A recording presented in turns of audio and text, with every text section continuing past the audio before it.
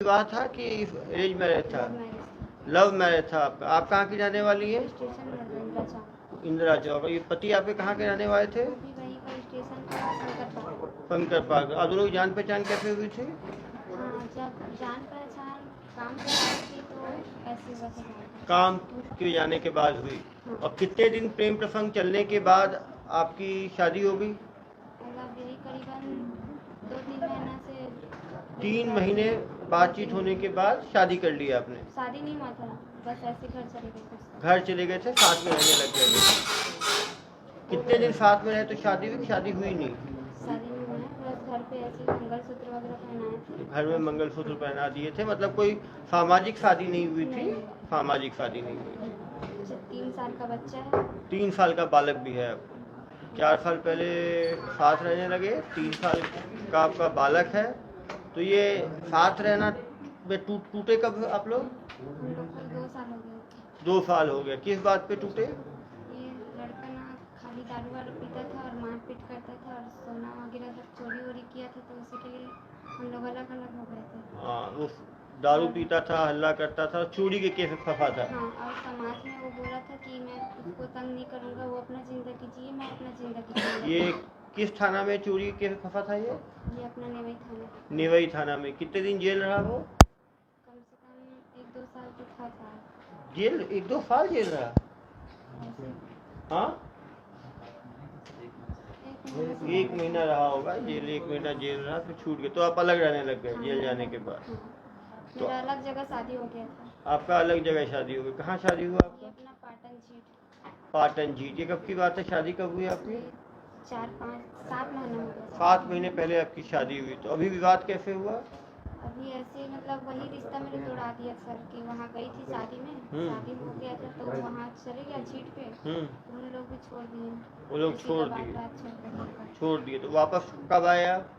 मेरे को यहाँ 2 महीना हो गया। 2 महीना हो गया। ये आपके पहले पति के पिताजी हैं? ये मेरे पापा हैं। ये आपके पापा मेरे हैं? पापा हैं। ये आपके पापा हैं। तो आपके पापा और आपने भी अभी तो घर आके पापा घर रहने लग गए अभी आप? हाँ, अभी घर पे रहते हैं। घर पे रहने लग गए। तो ये घटना कैसे हुई? कल मैं काम से आ रही थी सर, तो मेरा साइकिल वाइकिल तोड़ दिया और मेरे साथ मारपीट कर दिया था और गर्म चाय को मेरे ऊपर डाल दिया था। तो फिर आपने क्या किया? मैं 112 में कॉल की थी, तो उन लोग बोले तो रिपोर्ट करने चला जा बोलकर। तो वहाँ से रिपोर्ट करने के बावजूद भी वो लड़का मेरे घर पे आई, आके और मेरे को मारपीट भी करना स्टार्ट हो गया, चाकू वाकू एकदम दिखाना स्टार्ट हो गया। मैं अपना गुस्सा कंट्रोल नहीं कर पाई, सीधा उसको लकड़ी वगैरह से मार दी। लकड़ी से आपने मार दिया? बड़ा बड़ा एकदम मोटा सा लोहा का मतलब। तो आपको लगता है रॉड से ही मार दिया आपने? अब रॉड से मारोगे तो जान तो जाएगी, सर में मारोगे तो। और नशा भी करता था ना सर। नशा भी करता? कौन कौन सा नशा करता था? वो गांजा वांजा पीता था। गांजा पीता था, दारू पीता था, गोलियों का नशा?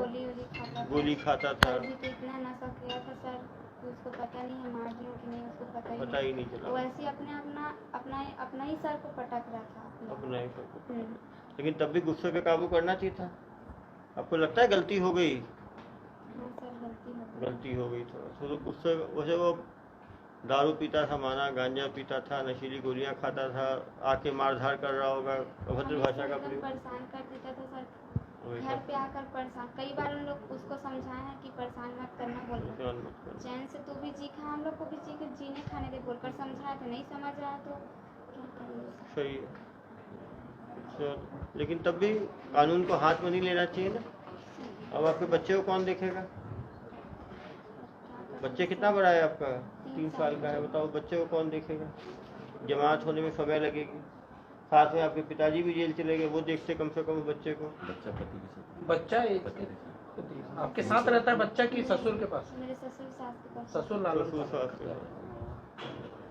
चलो वो तो पति खत्म हुआ था पहला। हाँ, पति के साथ उसी के पास। उसके फादर मदर के साथ रहता है, तब भी नुकसान तो हो ही गया ना। कानून को हाथ में लेते हो, गुस्सा कभी इतना नहीं करना चाहिए कि अपना आपा ही खो बैठे आदमी। मैं मारना भी नहीं चाहती थी सर उसको, पता है मेरे घर में आके बुलर किया, चाकू वाकू एकदम ये कर दिए थे। अब होता है क्या, नशा करने वाले लोगों का फेफड़ा, उनका सर वैसे ही हल्का होता है, क्योंकि वो तो अंदर से खोखला हो चुका होता है। तो छोटी सी हमला करने पे भी उनकी जान जा सकती है। इस मीडिया के माध्यम से मैं सारे लोगों से आह्वान करूंगा कि वो नशे से दूर रहें। आप देख सकते हैं शराब और गांजे का नशा से शरीर को नुकसान होता है, आर्थिक क्षति होती है, सामाजिक क्षति होती है, परिवार को क्षति होती है, आदमी कर्जे में डूब जाता है, आदमी गैर कानूनी काम करने लग जाता है। नशे से जो जो नुकसान हो सकता है वो इस मृतक को हुआ। उसकी शादी टूट गई, पारिवारिक नुकसान हुआ, वो जेल चला गया, सामाजिक नुकसान हुआ, उसका शरीर कमज़ोर था, शरीर कमज़ोर था ना, उसका शरीर कमज़ोर था, नशे की हालत में वो अभद्र भाषा का प्रयोग करता था गाली गलौज करता था, समाज मारपीट भी करता था, समाज में उसकी तौहीनी भी होती, समाज में लोग उसको अच्छा मानते थे, खराब मानते थे, बर्बाद समझते थे। तो आप देख सकते हैं कि जो दशा है वो व्यक्ति को और समाज को पूरी तरह से खोखला कर देता है। और बहुत ज़रूरी है कि ऐसे जो पियक्कड़ लोग हैं, नशे वाले लोग हैं, यदि वो हुल्लड़ कर रहे हैं, कुछ कर रहे हैं, तो आप 112 में कंप्लेंट करें, कानून अपने हाथ में ना लें, क्योंकि ब्रेन की भी कभी एट्रोफी हो जाती है। ये पीने वाले लोगों की हाइपर एट्रोफी हो सकती है, तो कभी कभी थोड़ा झटका आप दोगे, उस ज़मीन पे गिरेगा और वो मर जाएगा, और वो मर जाएगा तो आपके ऊपर आईपीसी की गंभीर धारा 302 के तहत कार्रवाई हो सकती है। तो रोड पे चलने वाले लोगों से भी मैं आग्रह करूँगा कि ऐसे पियक्कड़ लोग जो अभद्र भाषा का प्रयोग कर रहे हैं, गाली गलौज कर रहे हैं, मारपीट कर रहे हैं, उनको खुद कानून को हाथ में ना लें, 112 को फ़ोन करें और खुद वहाँ से हट जाएं। नहीं तो ऐसे लोग खुद के लिए भी खतरा हैं, आपके लिए भी खतरा है, समाज के लिए भी खतरा है। और नशा का हमेशा एक गलत नतीजा ही निकलता है। आप देख सकते हैं इस नशा करने वाले व्यक्ति का जान भी गई, परिवार पहले टूटा, खुद जेल में रहा, अपनी हरकतों से कभी नहीं सुधरा। कभी सुधरा वो? कभी नहीं सुधरा। लेकिन दूसरी तरफ ऐसे पीने पाने वालों के घर वालों के लिए भी जरूरी है कि वो कानून को अपने हाथ में ना लें। यदि आपका घर का कोई सदस्य पी के हल्ला कर रहा हो, मारपीट कर रहा हो, अभद्र भाषा का प्रयोग कर रहा हो, तो आप 112 को फ़ोन करें। ऐसे शराबी लोगों के खिलाफ सीआरपीसी के प्रिवेंटिव धाराओं में कार्रवाई की जाएगी और आईपीसी की धाराओं में कार्रवाई की जाएगी। और समाज को ज़रूरी है कि ऐसे पीने वाले लोगों का तो के खिलाफ तो कार्रवाई करे। ज़्यादा ज़रूरी है कि जो तस्कर हैं, जो आके इस तरह का नशे की चीज़ों को बेचते हैं, ऐसे लोगों को पूरा समाज मिलकर पकड़े और पुलिस के हवाले करे। नहीं तो आज ये नशे के सौदागर किसी एक व्यक्ति को शिकार बना रहे हैं, कल को आपके परिवार में भी कोई हो सकता है जो उस नशे में डूब के आपके परिवार को बर्बाद कर दे। आप कुछ आह्वान करना चाहोगे, जनता कुछ बोलना चाहोगे?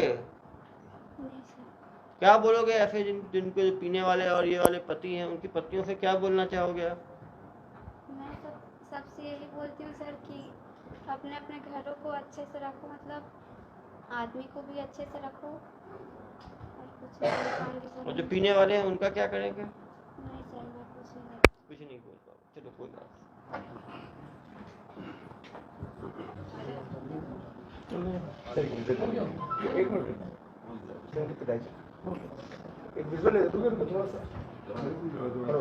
ये भी एक तरह से विक्टिम ही है, देखो तो।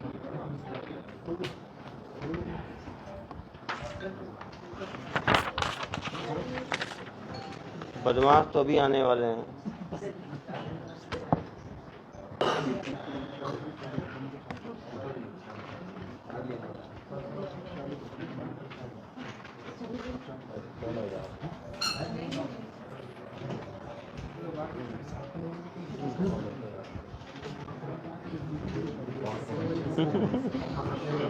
कमीशन के लिए